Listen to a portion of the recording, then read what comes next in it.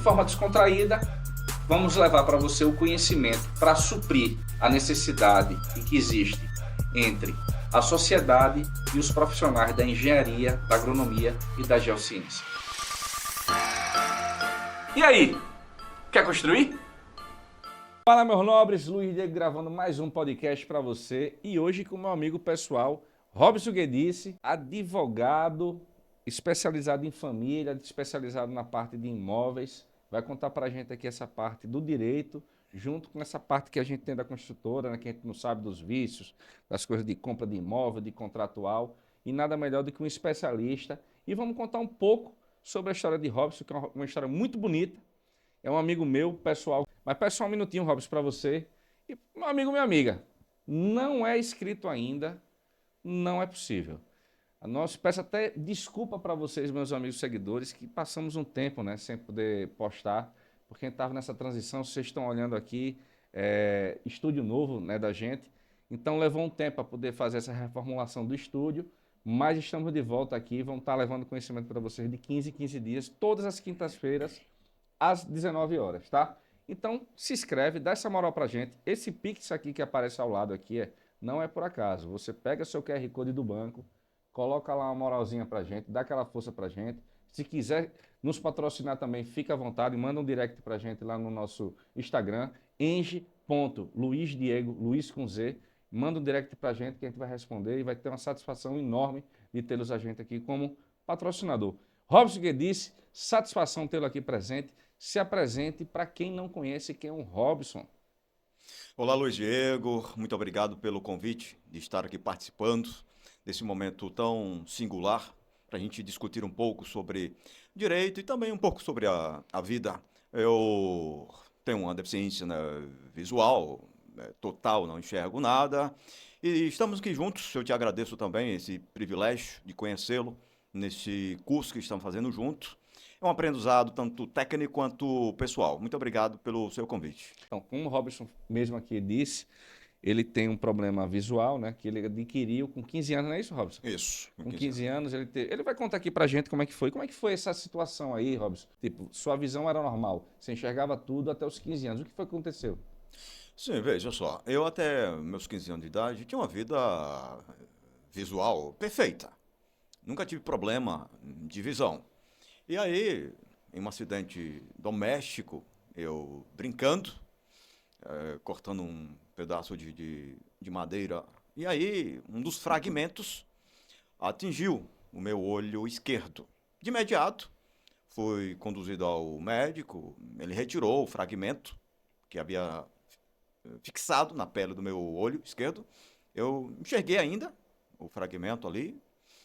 Só que o médico oftalmologista aplicou o procedimento e determinou meu retorno com 8 dias. Na minha volta para a consulta de revisão, ele identificou que eu já não enxergava mais pelo meu olho esquerdo, o que sofreu trauma.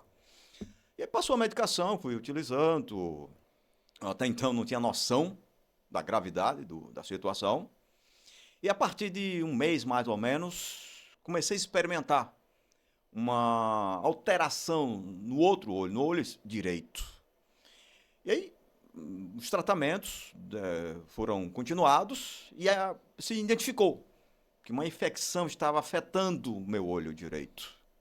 E aí, resumindo essa história, com um intervalo de 6 meses, não enxergava mais.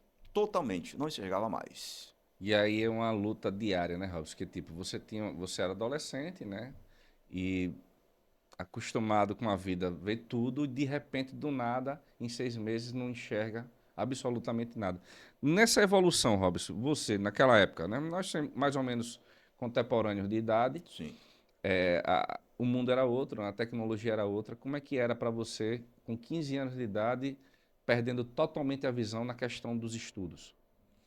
O primeiro sentimento, a perda da visão levou junto a perspectiva de vida, de futuro. Eu não imaginava mais nada relacionado à minha vida. Nada, absolutamente nada. A minha fé em futuro foi junto com a visão. sabe? No auge dos meus 15 anos, tive que me ver limitado à minha família, ou ao ambiente da minha casa. Então, somente isso. Mais nada, mais nada. Aquela vida ativa que eu sempre tive, social, de amigos, de trabalhar, acabou tudo. Inclusive, até os amigos desapareceram, todos, até hoje. Estudo, nem pensar. Até porque naquele contexto, ali naqueles anos 93, não é, aquela época não é igual a nossa, né? Sobre essa questão de tecnologia, de acessibilidade, não se falava nisso. Inclusive, nem mesmo instituições de ensino voltada para deficientes visuais aqui em Aracaju não existia. Não existia. E aí toda essa minha perspectiva de estudo, profissional, de vida, acabou ali, com a minha perda da visão. Complicadíssimo. Eu não quero nem imaginar, Robson, como passou na sua cabeça nesses momentos aí. Há alguns anos, acredito que até você se acostumar com a sua nova realidade, deve ter sido um baque tremendo, não só para você também, mas para aqueles familiares que o cercam, né? Olha só, numa linha do tempo, eu particularmente, claro, isso é muito subjetivo, né? Mas a minha experiência, os 3 anos iniciais são os mais sensíveis. Os mais sensíveis do ponto de vista psicológico. Porque você não tem chão, você não tem futuro, você não tem nada. Aí, a partir daí, a minha chave psicológica, ela começa a virar a partir do 3º ano de deficiência. Tipo assim, ora, não tem o que fazer mais. Não tem o que fazer. E eu fiquei, simplesmente, 10 anos. 10 anos estacionado no tempo. No tempo. Sem experiência nenhuma. Foi quando surgiu um convite, uma colega próxima da família, que tomou conhecimento de uma instituição aqui em Aracaju. Na época tinha o nome de CAP, Centro de Apoio Pedagógico para Deficientes Visuais, que era uma instituição especializada em educar ou treinar, ensinar o sistema Braille para cegos. Essa instituição existe até hoje. Hoje ela é conhecida como COEPD, onde eu também leciono, trabalho. É uma instituição vinculada à Secretaria de Educação aqui de Aracaju. Foi quando? Em 2002. Veja só, eu perdi em 93. Começa então a recomeçar a minha vida em 2002. Meio que sem acreditar. A minha família, como você perguntou, meus pais totalmente abalados, né? Imagina a cabeça de um pai e de uma mãe ver seu filho de repente com uma deficiência que é aparentemente irreversível. Foi um drama familiar. Mas a partir de 2002, quando eu tomei conhecimento que era possível se aprender, estudar, eu fui apresentado a esse universo educacional destinado a uma pessoa cega. E eu aceitei o convite contra a minha vontade, para ser honesto. Foi mais para agradar a minha mãe e a colega que levou a gente, a minha família. Mas, a partir do momento que eu percebi que era sim possível recomeçar, fui tendo contato com outras realidades, outras pessoas na mesma condição que eu, levando uma vida profissional, educacional, dentro de uma normalidade, eu fui, sabe, como eu diria, reconquistando a minha crença, a minha autoconfiança. Aí foi onde eu mergulhei mesmo. E virou essa máquina, né? Porque o Robson tem uma memória que, assim, é invejável, né? Eu sou fã desse rapaz e eu sempre falo pra ele, eu até falando aqui em off aqui, eu falei, bicho, quando ele começou aqui, passar a nossa pauta aqui, chega e começa aqui a falar, chega me arrepio, que nesse momento que estou gravando, estou arrepiado. Aí. Mas não é de desejo, não. Não é de desejo, não. É que você perdeu a visão mexendo com o Paulo, foi? Não, foi apenas um fragmento de madeira, certo? Uma brincadeira de mau gosto. Vamos descontrair com um momento tão que deve ter sido o pior da sua vida, né? Que a gente sabe que o pior mesmo é perder a vida, mas também você perder a dignidade, Que, tipo, uma coisa é você nascer com a deficiência Sim, visual sim. e outra coisa é você adquirir depois de você conhecer o mundo, né? De conhecer as cores, de conhecer a vida, de Sim, fato, de sim, ver sim. tudo e de repente, do nada, se apagar as luzes. E eu não nem posso falar para você, eu imagino que seria até um sarcasmo da minha Mas, parte, Diego, mas é uma palavra assim imensurável de sim, uma sim. pessoa que consegue enxergar. Diego, eu concordo plenamente com você, essa questão da perda de um sentido físico, né? Não importa qual seja ele, não é? Mas, honestamente, perder o sentimento ou a perspectiva de futuro, sabe? Eu acho que essa dor supera a questão da perda de qualquer sentido físico. Porque você se sente uma pessoa disfuncional. Entendi. É terrível essa fase. Mas vamos falar agora de coisa Sim. boa. Vamos lá, você hoje é um renomado doutor no direito. E vamos falar aqui sobre direitos gerais na compra de imóveis, que é uma especialidade sua. A compra do imóvel na planta, ou seja, ela fora da planta, é regida pelo Código do Consumidor. Quais são os pontos que você pode levar para a gente sobre o Código do Consumidor nesse sentido? Veja só, o CDC, né, o Código de Defesa do Consumidor, ele se aplica nesse contexto por quê? Porque o construtor, né, no sentido mais amplo, ele figura como um fornecedor. O cliente que adquire o imóvel, ele assume a outra ponta, que é a de consumidor. Por esta razão é que o CDC ele regula esta relação, que é uma relação de consumo. E as demandas dentro dessa situação, o consumidor, o cliente, como destinatário final dessa prestação do serviço ou do produto, os seus direitos são regulados em grande parte pelo CDC. Show de bola. E quais são os principais direitos do consumidor ao adquirir um imóvel? Olha só, um dos primeiros direitos que é garantido pelo CDC é o direito à informação. A informação clara, precisa. Por que isto é fundamental para o consumidor? Porque a informação é que ela vai, sabe, determinar a tomada de decisão desse consumidor. É a tomada de consciência. E se essa informação ela for uma informação confusa, é contratar problema, né? Tanto para este consumidor quanto para o fornecedor. Por esta razão é que é indispensável que a informação, que eu diria é o elemento basilar de em toda essa relação de consumo, ela tem que ser clara, precisa. E aí, junto com a informação, vem a questão da publicidade. Também tem que ser clara, verdadeira. Então, aí no caso aí, publicidade, você tocou no ponto que a gente está até trabalhando e estudando sobre isso. Sim. Essa questão da propaganda do imóvel, a empresa, aquele profissional que Sim. está trabalhando com isso aí, ele também pode se vincular como fornecedor no Código de Defesa do Consumidor, caso não entrega do imóvel, alguma coisa desse tipo? A partir do momento que ele está oferecendo um serviço ou um produto, fazendo publicidade dessa sua atividade, tendo como destinatário final um consumidor, sim, a publicidade é regulada pelo CDC, os artigos 30 e o 31.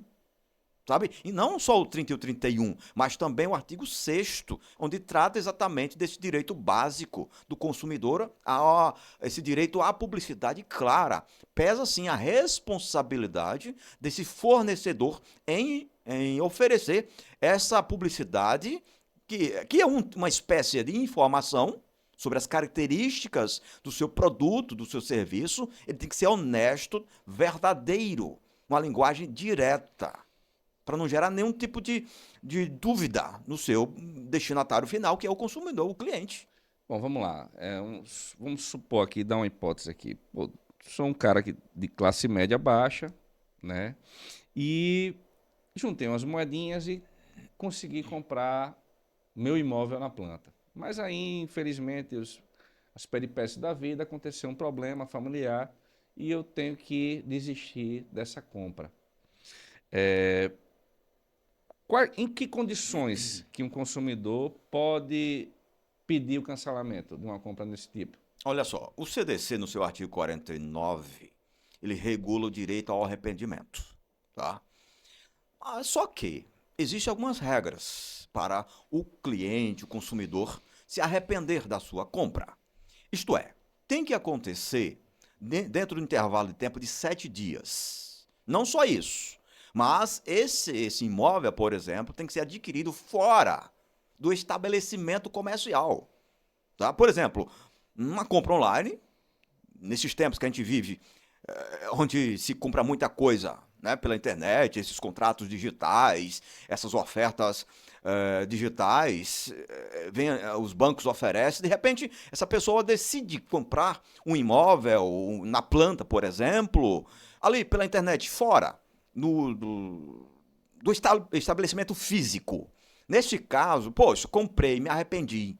Se estiver dentro desse intervalo de tempo de 7 dias, ele pode sim pedir de volta ou a rescisão desse contrato e exigir de volta todo o investimento que ele aplicou, e esse investimento será devolvido integralmente. E esse consumidor, esse cliente, ele não precisa se justificar. Apenas, olha, me arrependi, desde que esteja dentro desse intervalo de tempo. Entendi. E sobre a lei do distrato, né, a 13.786 de 2018, né, sobre a comissão de corretagem, que também é uma luta que vem ao longo de muitos anos entre corretores e engenheiros. Quem deve arcar com esse valor? De acordo com a lei do distrato, esta comissão, ela tem que ser clara, a sua cláusula contratual tem que estar estabelecida, definida, e a partir deste momento que ela esteja clara e estabelecendo que o consumidor é ele o obrigado a assumir, está tudo certo. O ponto essencial, Diego, nessa questão, é que esta cobrança da comissão, ela tem que estar clara no contrato e é a cargo do consumidor. Cabe a ele aceitar ou não. A partir do momento que ele aceitar, estando encontrado de maneira explícita, aí ele é obrigado a assumir, a pagar essa comissão ao corretor, enfim, a quem seja. É interessante esse negócio aí, Robson, porque é uma luta da poxa, né? Daqui a pouco Verbalmente não funciona, tem que estar claro. Porque fica essa trava aí. Já aconteceu algumas vezes que eu já vi alguns amigos travando essa disputa aí de quem é de quem e de quem seja. Às vezes o consumidor não tem nada a ver com isso aí, o cara empurra para lá, empurra cá. E se não tiver um contrato bem redigido, sim. bem firmado e bem explicado para o consumidor, Exatamente. às vezes vai arcar, botar entre aspas aqui, 2 vezes o cara pode acontecer o cara pagar. Sim. Porque aí tá no Brasil, né? O cara age de malandragem, né? De mais esperto que o outro, bota sempre a parte que é mais leiga no sentido. E nesse caso aí a gente já vai entrar em outras esferas de direito, né? Já sai da parte do direito do consumidor, acredito que aí já seria não sei de qual A Celema vai longe nessa. Não, até essa questão da cobrança ainda pode sim se valer do CDC, sem problema. Agora, vai bater em cima disso, das cláusulas contratuais. Estava no contrato? Estava claro isso? Se sim, o consumidor ele concordou, assinou, tudo bem. Aí ele vai ter que assumir. Bom, se isso não estava claro, isso vai sobrar para corretor, para o engenheiro, enfim. Entendi. Então, vamos lá. Pegando esse ponto aí, esse gancho. Quais os principais cuidados, então, que um consumidor deve ter antes de dar a famosa canetada lá no contrato dele? Olha, Diego, às vezes eu fico observando o comportamento das pessoas ao comprar um imóvel. Eu tenho a impressão ou a sensação que parece que as pessoas estão comprando frutas na feira livre. Né? Gostei disso aqui, vai e compra. E aí depois vem os problemas. E aí não se tem esse cuidado, né, basicamente são 3 situações que o consumidor deve estar atento. A questão jurídica, né, ou seja, vou adquirir um imóvel de uma incorporadora, uma construtora.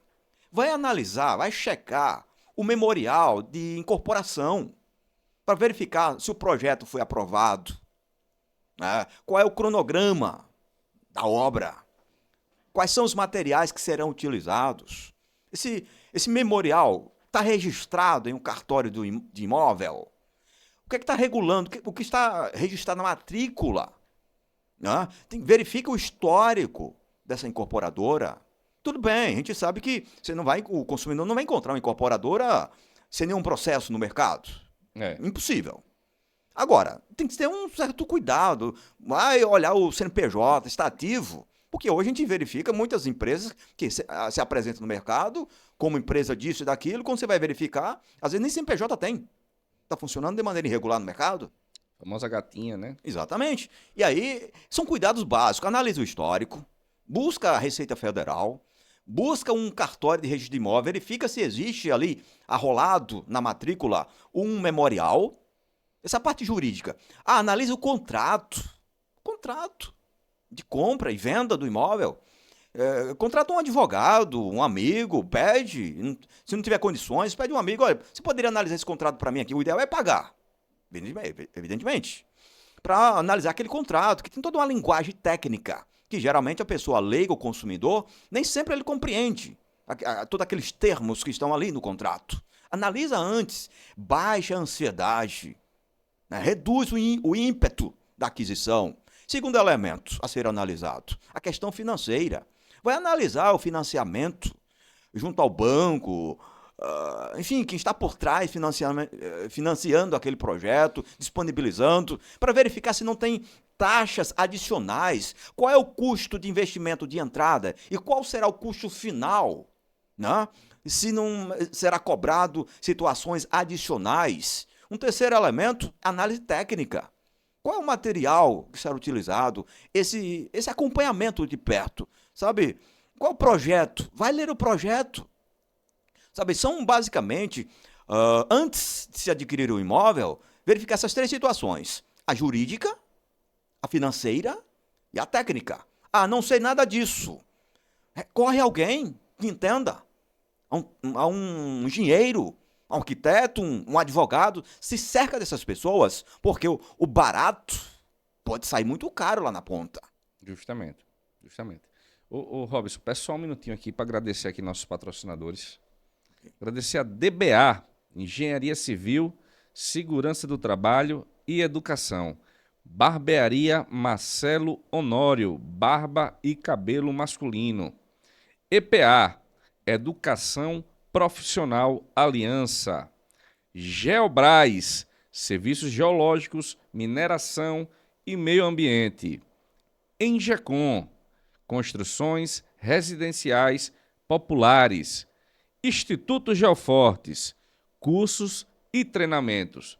Muito agradecido, Robson. Então vamos lá, vamos mudar aqui um pouco aqui, vamos falar sobre vícios de construções e garantias legais, né, que são considerados vícios. O que é que você pode falar para a gente assim? O que é considerado vício de construção de imóvel na entrega, né, do imóvel novo, até acho que também até mesmo usado, e qual o prazo legal, né, que o proprietário pode reclamar desses vícios aparentes ou ocultos?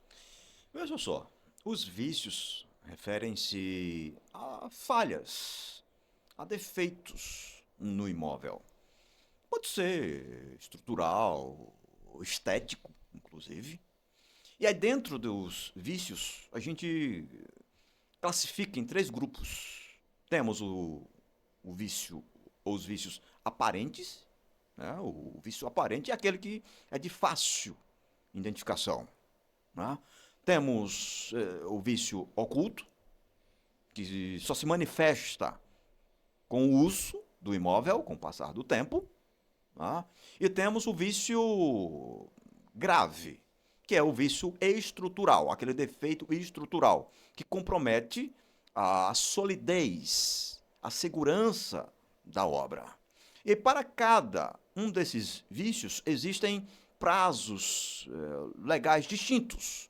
Por exemplo, para o vício aparente, para o consumidor reclamar, apresentar a sua demanda, ele tem 90 dias a partir da entrega do imóvel. Já para os vícios ocultos, este consumidor também tem 90 dias. Só que a partir da identificação do vício, do problema. Parece a mesma coisa, mas não é. Tem essa diferença sutil. No aparente, é no ato da entrega. No oculto, é da descoberta, da falha, do defeito físico. Já o grave, o consumidor tem um intervalo de tempo de 5 anos. Aí já não é mais o CDC quem regula. Aí já é o Código Civil, que é no seu artigo 618, que estabelece que o construtor ele é obrigado a responder pela solidez e segurança da obra durante 5 anos, após a sua conclusão. Ou seja, esses são os vícios e seus prazos legais para eventuais demandas, tanto no âmbito administrativo quanto no judicial. Porém, a gente sabe que tudo depende de manutenção, né? Nosso Sim. corpo depende de manutenção, né? Se eu começar aqui a comer, ficar gordão, daqui a pouco eu vou ter um infarto, vou ter hipertensão, vou ter entupimento de veia. Vai ser um bocado de sério. Se eu não me cuido, não faço uma manutenção em mim, eu vou bater biela, né? Sim. A gente fica brincando nesse Sim, sentido. sim. Mesma coisa numa edificação. Esses prazos legais, né, que você botou aí 90 dias para o oculto e o aparente e 5 anos. Isso. Como deu essa explicação para ti aqui? O CDC ele prevê também um instituto denominado de culpa exclusiva do consumidor. Tá? A empresa, a consultora, o engenheiro entregou a obra. Foi feita toda a vistoria, se verificou que está tudo certo, dentro das normas técnicas. E aí, após, digamos, vamos pegar aqui o prazo do Código Civil, dos 5 anos. Após esse período, a obra apresenta uma estrutura, um defeito na sua estrutura. Aí o consumidor vem com a ação judicial questionar. Aí vem agora, essa empresa, ela terá de provar, né? O construtor, por exemplo, vai ter que provar que houve um mau uso por parte do consumidor. Aí onde entra a sua questão da manutenção.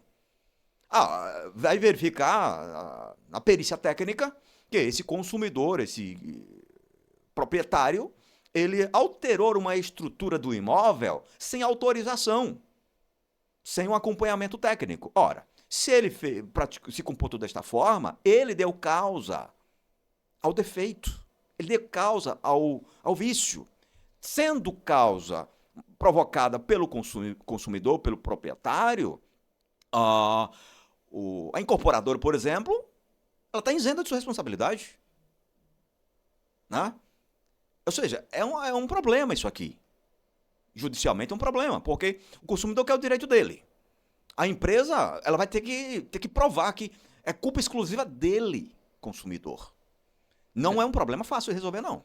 Agora, provando isto, o engenheiro, a incorporadora, ela está isenta da responsabilidade. Tá, ô Robson, e vamos lá, voltando aqui um pouco na Certo. questão do contrato, né? E contrato, a gente sabe que muitas das vezes a pessoa que compra um imóvel de baixa qualidade, Certo. valor mais baixo, Minha Casa Minha Vida, são Sim. pessoas mais com instrução de estudo baixo, Sim. né? Então, relativamente, né, os brasileiros de má fé, pode-se criar um contrato lá com omissões contratuais, Certo. né? Pontuando aqui, como a gente está Sim, falando de sim, garantia, sim. sobre o prazo de garantias. Mesmo o construtor agindo de má fé, né, que para mim isso agindo de má fé já caberia até, eu acredito que até entrar no código de ética, Certo. posso até estar equivocado aqui, vou entrevistar até uma colega da gente que é a coordenadora adjunta aqui de ética e vou perguntar sobre isso aí que levantamos agora. Já seria automático essa parte contratual, Robson? Se não existir, se não houver no contrato essas cláusulas de garantia, que a gente tem a cláusula, a garantia legal e a contratual. Não existindo cláusulas contratuais de garantia ali no documento, automaticamente incide a legal. Essa que nós descrevemos aqui, tá? Automaticamente. Existindo ambas, a legal e a contratual, adota-se a que for mais favorável ao consumidor. E o que acontece se o problema da construção surgir depois de 5 anos? Como eu lhe falei, né? Dentro do Código Sim. Civil, prevê 5 anos. Mas como eu Sim. falei, para a gente constrói para vida. Sim. Mas se o problema acontecer e surgir depois de 5 anos? A incorporadora, ela vai ter que provar, tecnicamente, que a culpa exclusiva é a do proprietário do imóvel. Porque no ato da entrega, e durante o período de 5 anos, que é o prazo legal do Código Civil, daquele imóvel, para aquele imóvel, a corretora ou a incorporadora, a construtora, ela cumpriu esse prazo de garantia. É posterior. Agora ela vai ter que provar, não. A minha parte eu cumpri no contrato. O que eu me comprometi, eu entreguei. Agora vai se levantar provas de que foi o consumidor, o proprietário final, quem fez uso inadequado do imóvel. O problema, Diego, é provar isso. Né, para a incorporadora, para o engenheiro, por exemplo. Provar isso. Se ele conseguir provar que houve culpa exclusiva do consumidor, tá tudo certo pro lado dele. Ele não sofrerá as sanções previstas em lei, o incorporador. Aí o destinatário final, infelizmente ou felizmente, vai ter que assumir a responsabilidade dele, que foi ele quem deu causa ao problema. Então, aí no caso aí, a construtora ela pode culpar exclusivamente o morador para tentar se eximir da responsabilidade, né, pelos defeitos. Porém, por exemplo, em 5 anos, né, acredito que um problema com 5 anos seja um problema mais grave, né, um problema estrutural, um problema de recalque, alguma coisa que tenha no meio construtivo ali não deu certo. Mas então vamos lá, a gente sabe que vai ter aquele recalque e vai ter um problema estrutural, porque à época o projetista não fez um cálculo que prevesse esse tipo de problema, entendeu? Sim. Nesse caso aí, o morador, ele consegue, através de judicializar e fazer um laudo técnico com outro profissional, obviamente, com um engenheiro, para poder laudar, mostrar justamente o que eu estou dizendo, mas eu dei uma suposição. Sim. E aí a justiça, ela dá em favor para o morador ou passou 5 anos ou já foi? Não, é possível. Porque tem a questão da razoabilidade, né? Que são dois princípios basilares do direito. A razoabilidade e a questão proporcional. Nesse caso aqui seria a razoabilidade, utilizando o fator tempo. Se, durante esse intervalo de tempo, superou 5 anos, sei lá, no 6º ano, vamos pegar esse exemplo hipotético aqui, né? No 6º ano. O imóvel apresenta essa falha na sua estrutura que compromete a segurança. Se esse consumidor, esse proprietário, ele conseguir, de alguma forma, técnica, provar, através de outro profissional, reunir dados técnicos, provando que aquela falha estrutural, ela se originou durante aquele período dos 5 anos, ou pelo menos deu início, essa falha teve início durante esses 5 anos de garantia, quando estava sendo coberto pela garantia, é possível sim se discutir judicialmente e o juiz dar uma sentença favorável a esse consumidor. Por quê? O problema não ocorreu, concluiu-se os 5 anos. Agora surge no 6º ano a situação, ou melhor, a garantia concluiu no 5º ano. E o problema surge no 6º, então a responsabilidade do incorporador está...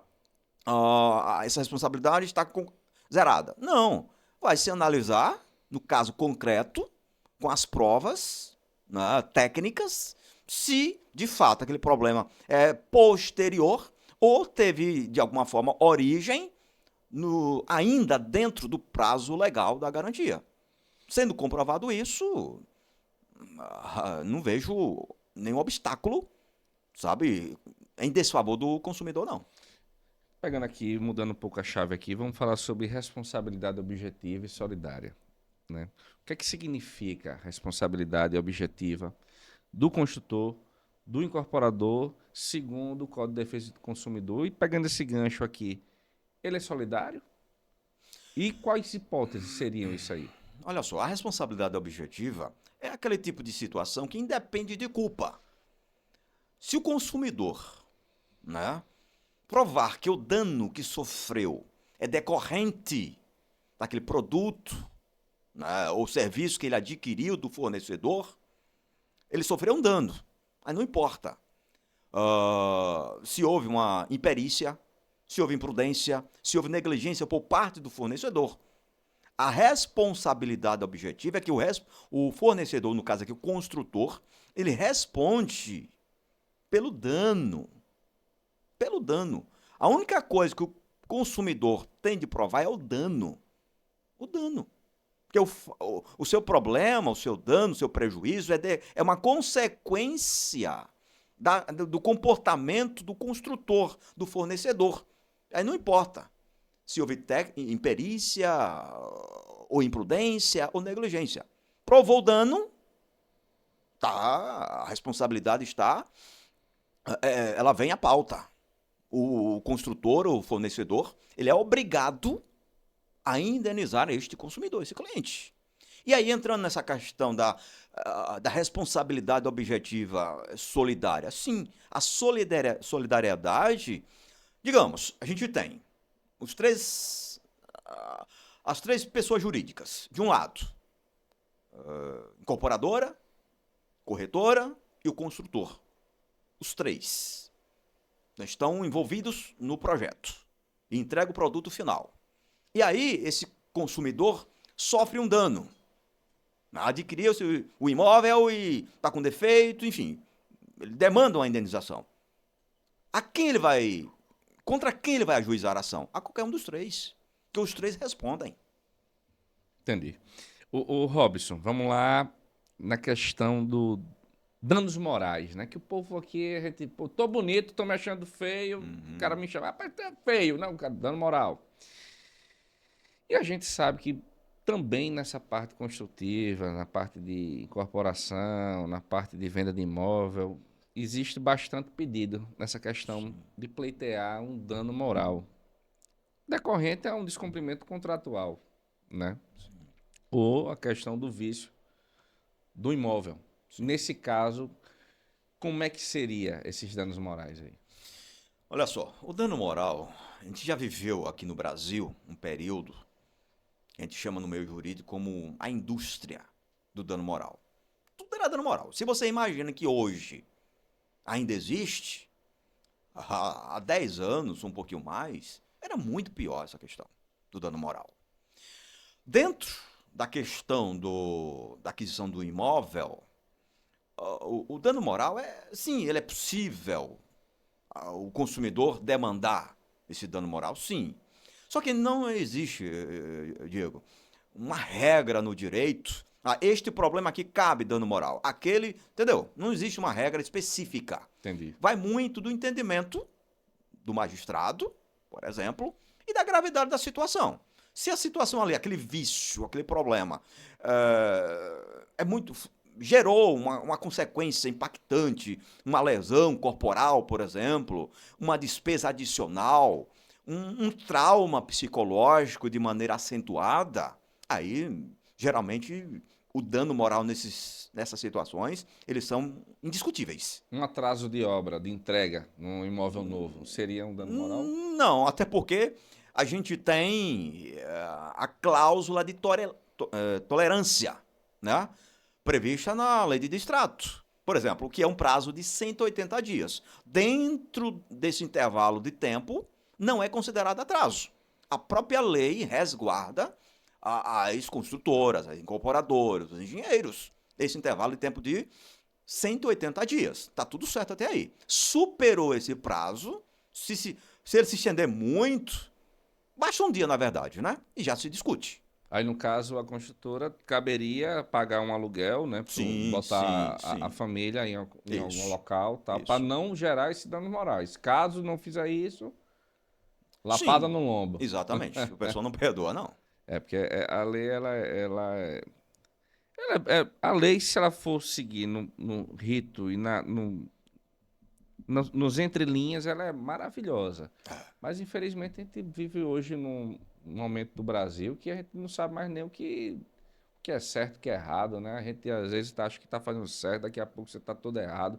Você está fazendo tudo dentro da lei, daqui a pouco você está fora da lei, porque na cabeça do juiz, aquilo ali, na concepção, porque é o entendimento da leitura da lei. Voltando aqui ao nosso assunto, aqui a nossa pauta, para não adentrar tanto nessa Sim. parte de juridiquês aí, a gente até não se comprometer, que hoje em dia a gente não sabe nem o que pode falar, o que não pode Exatamente. falar. Lei do distrato, sobre devoluções de valores pagos em caso de desistência ou inadimplência do comprador. Como é que seria? Por exemplo, o consumidor adquire um imóvel, né? E por alguma razão, né, ele decide desistir, né, da sua compra, da sua aquisição.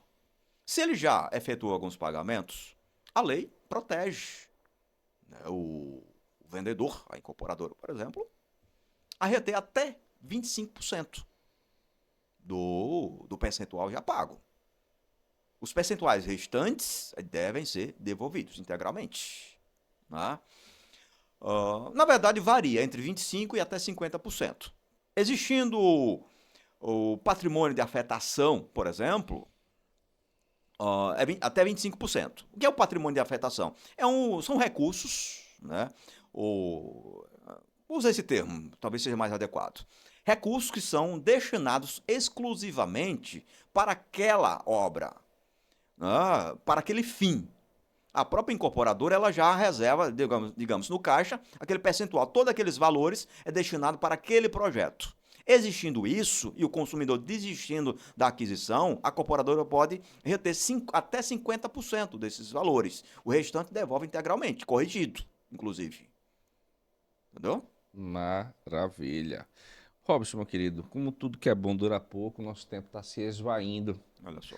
E já deixo aqui meu agradecimento e um convite para uma segunda oportunidade, a gente discutir outras coisas sobre o direito e elucidar para os amigos que assistem a gente, porque o direito é uma coisa que fora da curva para a gente, né? Então a gente tem que trazer sempre pessoas que são especialistas no assunto para poder estar diminuindo ou até sanando todas as dúvidas inerentes à área do direito. E diante disso, já deixo um agradecimento especial ao meu amigo Robson. Já deixo o convite para a próxima. E, Robson, para quem não te segue, você tem rede social para poder deixar sua arroba aqui. A gente vai na edição aqui, a gente bota aqui sua arroba para poder o pessoal seguir e conhecer um pouco mais do seu trabalho. Diego, inicialmente eu te agradeço pelo convite mais uma vez e coloco à sua disposição. Procurei aqui fugir um pouco da linguagem mais técnica. Eu acho que esse juridiquês para o público não acrescenta muita coisa ou quase nada. Eu gosto muito de ir direto ao ponto, uma linguagem mais simples possível. Tá? Eu te agradeço pela oportunidade e, repito, coloco-me à sua disposição. A minha rede social é o Robson Guidice. É o Robson Guidice mesmo, @Robson Guidice. Pronto, e depois eu vou botar aqui digitado para vocês como é que o pessoal não vai saber. Robson, se é com S, se é com I, se é com B com Y, mudo, é Y. entendeu? Então, eu vou botar aqui a descrição. E Robson também tem um programa no rádio, né, isso, Robson? Isso, nós temos nosso programa de rádio na FM Jubileu, todas as quartas-feiras, das 19 às 20 horas.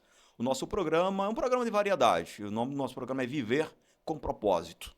A gente trata um pouco de desenvolvimento pessoal, essa parte jurídica, a parte de nutrição. Agora, Diego, fechamos a parceria com uma nutricionista. Top. Ela está trazendo toda semana informações nutricionais. E também temos um momento filosófico, além de músicas. É todas as quartas-feiras na FM Jubileu. Quem é aqui de Aracaju, qual é a sintonia, Robson? É a 105,9. E quiser participar do WhatsApp, alguma coisa lá, tem o WhatsApp do programa, não? Sim, que é o 79996072550. Bom, e recomendo porque o programa é extremamente top e até fiz parte, a convite do colega lá, fui contar um pouco da minha história, não falando dessa parte técnica de engenharia, falando mesmo da parte da história ao longo da vida aí dos percalços, né? Causados pela vida. E que foi muito bom, o feedback foi absurdo. O pessoal gostou do conteúdo, houve elogio à voz, a qualidade da voz, houve elogio tudo no sentido.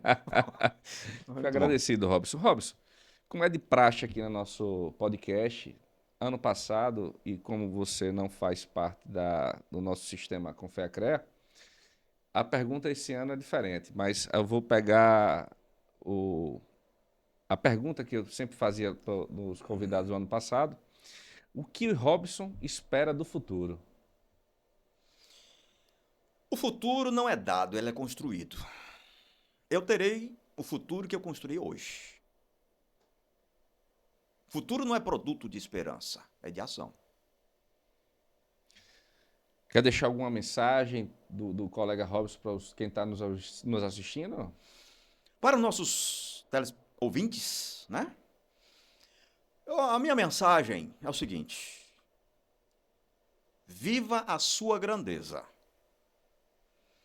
Não permita que ninguém, nem mesmo você, reduza o seu tamanho de ser humano.